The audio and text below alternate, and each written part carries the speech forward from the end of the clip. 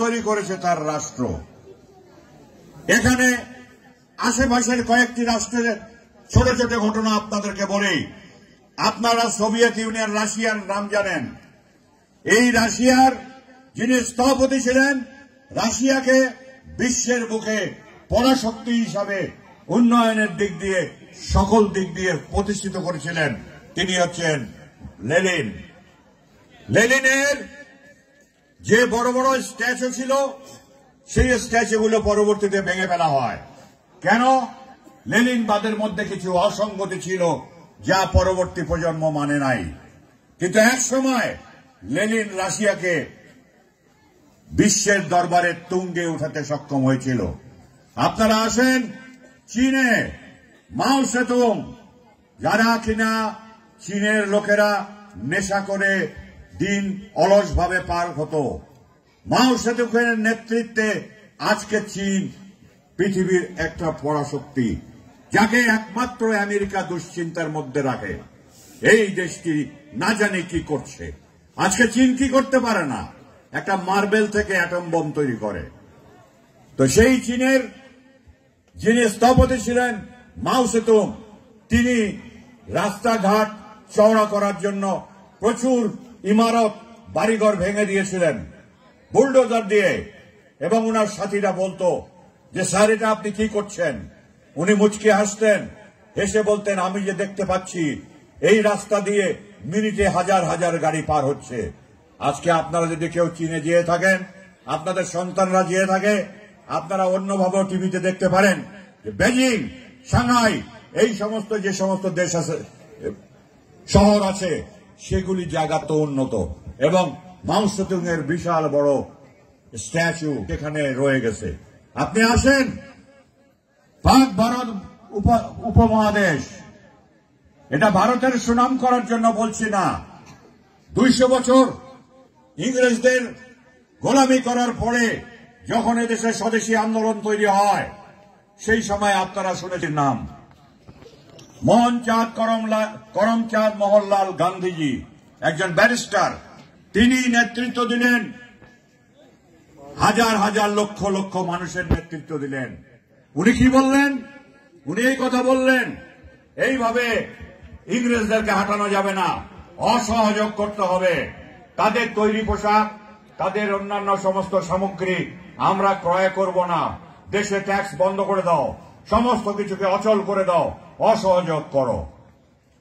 এমন নেতা যার কণ্ঠে সেই আত্মবিশ্বাস আল্লাহ রাব্বুল আলামিন দিয়েছিলেন, সারা ভারত, পাকিস্তান, আমাদের দেশের সমস্ত এলাকার মানুষ সেই আদেশ, সেই কণ্ঠ শুনে সেটা পালন করেছিলেন। এইখানে মাঝখানে সুভাষ বোস, উনি গান্ধীজিকে বলেছিলেন, বাবুজি আপনি যে তরিকাতে যে নিয়মের কথা বললেন, তাতে ইংরেজদেরকে সরানো অনেক দেরি হবে। বলে কি চাও তুমি? আমি সশস্ত্র বিপ্লব চাই। বলে যে অনেক মানুষের জীবন যাবে। বলে কি যার জীবন, রক্ত না দিলে ইংরেজদেরকে সরানো যাবে না। বিনিময়ে কি হয়েছে আপনারা জানেন। মোগল সাম্রাজ্যের পতন, বহু রাজা বাদশাদের পতন, স্বয়ং আমাদের নবাব, যার আন্ডারে এই এলাকা ছিল বাংলা, বিহার, উড়িষ্যা, সিরাজউদ্দৌলার নিহত হলেন সপরিবারে। এগুলি ইতিহাসের কথা, আপনারা জানেন।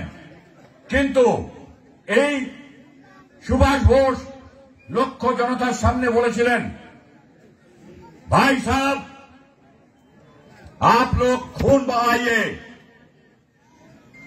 অর্থাৎ আপনারা রক্ত দেন, হাম আপকে আজাদি দেঙ্গে, আমরা আপনাকে স্বাধীনতা দেব।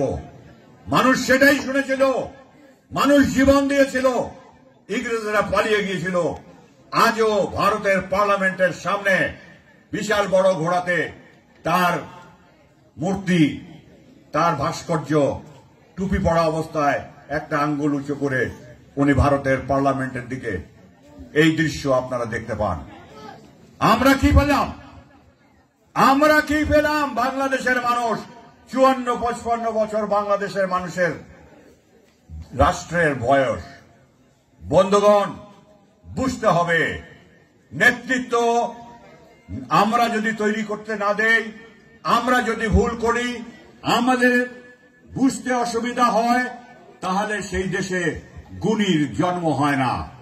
মনে রাখবেন, যে দেশে গুণীর সমাদর করা হয় না, গুণীকে সম্মান করা হয় না, সে দেশে গুণী জন্মে না। আমরা আবার মনে করেছিলাম 5ই আগস্টের পরে আমাদের সন্তানরা, ভাই বোনেরা গুলি খেয়ে রাস্তায় পড়ে থেকে আমাদের জন্য একটা নতুন বাংলাদেশ দিয়ে গেল। তারা কানে কানে বলে গেল, আমাদের কথা শোনো, আমরা যাচ্ছি, আমরা আল্লাহ তাআলার কাছে চলে যাচ্ছি, তোমাদের এত কষ্ট আমাদের ভালো লাগেনি, তাই জীবন দিয়ে গেলাম, কিন্তু রাষ্ট্রটাকে দেখে রেখো, রাষ্ট্রটাকে তোমরা ভালোভাবে তৈরি করো। আমরা মনে করেছিলাম আমরা সবাই বুঝতে পারবো রাষ্ট্র কি জিনিস, কিন্তু দুঃখের বিষয় আজ পর্যন্ত বাংলাদেশের মধ্যে আমরা এখনো পর্যন্ত রাজনৈতিক দলগুলির ঐক্য দেখতে পাই না, জনগণের মধ্যে ঐক্য দেখতে পাই না, দেশপ্রেম দেখতে পাই না। যখন আপনি আমি আমার বাড়িটাকেই ভালোবাসি না, বাড়ির জিনিসপত্রকেই ভালোবাসি না, সন্তানদেরকে, আত্মীয় স্বজনকেই ভালোবাসি না, মাটিকে ভালোবাসি না, তখন সুন্দর দেশ, সুন্দর মানুষ আসবে কোত্থেকে ভাই? এই আসার একটি পথ আছে, সেই পথটি হচ্ছে বাংলাদেশের নিজস্ব রাজনীতিতে বাংলাদেশ পরিচালিত হতে হবে। বাংলাদেশের নিজস্ব রাজনীতি বাংলাদেশ জাতীয়তাবাদী দল বিএনপি একমাত্র প্রতিষ্ঠা করেছে। এই বাংলাদেশের রাজনীতি আজকে যদি আপনারা অনুসরণ করেন, দেখেন আমি আপনাদের মানুষ, কিন্তু আমি এখন ওখানে বসে থাকার কথা, কিন্তু এখানে আপনারা আমাকে সুযোগ দিয়েছেন কথা বলার। আমার কথার যদি কোনো ভুল থাকে দয়া করে আসবেন, মাউথপিস দিব, আপনি আমার কথার ভুল ধরবেন, আমি বক্তব্য আর দেব না। আমি বলতে চাই, বাংলাদেশ জাতীয়তাবাদী দল দেশ স্বাধীনের অনেক পরে এসছে, কিন্তু একে টিকতে দেওয়া হয়নি। দেশের মধ্যে, দেশের বাইরে ষড়যন্ত্র, আমাদের মতো একটি দরিদ্র দেশের অসংখ্য লোক সংখ্যা, সেই দেশের মধ্যে বিভিন্ন ষড়যন্ত্রের মাধ্যমে আমাদের শহীদ রাষ্ট্রপতিকে হত্যা করা হয়েছে, আমাদের স্বাধীনতা লুণ্ঠিত হয়েছে, আমাদের কণ্ঠ স্তব্ধ হয়ে গেছে, এরপরেও আমরা বেঁচে আছি। কিন্তু ভাই, আজকে বর্ডারে যাদের আত্মীয় স্বজন আছেন এবং আপনারা যান, বর্ডারে আপনি কতটা নিরাপদ? কেন আপনি নিরাপদ নন? এই জন্য নিরাপদ নন যে বাংলাদেশের মধ্যে ভারতের প্রতিনিধিত্ব করে এমন একটি রাজনৈতিক দলের সরকার এখানে বসানো হয়, এবং যার জন্য সেই দেশকে খুশি রাখার জন্য আমরা বলির পাঠার মতো জীবন দেই। আমাদের মাটির পবিত্রতা নষ্ট হয়েছে।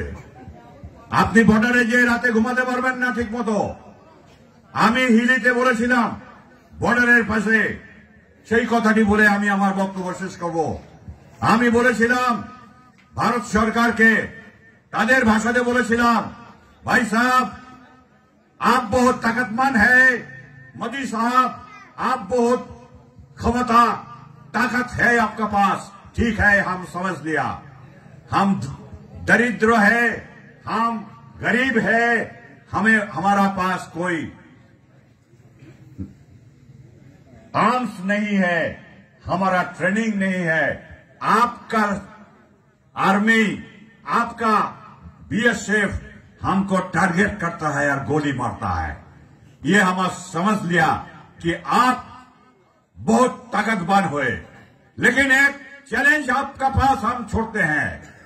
आप जाइए पाकिस्तान बॉर्डर में, आप जिन बॉर्डर में एक आम जनता को मारे कि आप बाप का बेटा है। प्रिय भाइरा,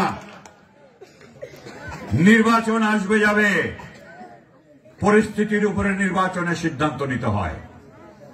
বাংলাদেশ রক্ষা করেন, নিজের বাড়ি রক্ষা করেন, নিজের সন্তানদের ভবিষ্যৎ তৈরি করেন, নিজে সম্মানিত হন। অন্য কোনো কিছুতে আপোষ করার দরকার নেই। নির্বাচন আরো হবে। দেশ থাকলে, আপনারা আমরা থাকলে নির্বাচন আবারও হবে। পর্যায়ক্রমে হয় এটা এই রাষ্ট্রের নিয়ম। কিন্তু এবারকার নির্বাচনে যদি আমাদের অন্য কোন রকম চিন্তা, প্রলোভন, ভয়, ভীতি বা স্বজনপ্রীতি নিয়ে যদি আমরা নির্বাচনে ভোট দেই, বাংলাদেশ জাতীয়তাবাদী দলের বাইরে আমি আপনাদেরকে গ্যারান্টি দিয়ে গেলাম, এই রাষ্ট্র বিপন্ন হবে। এই রাষ্ট্রে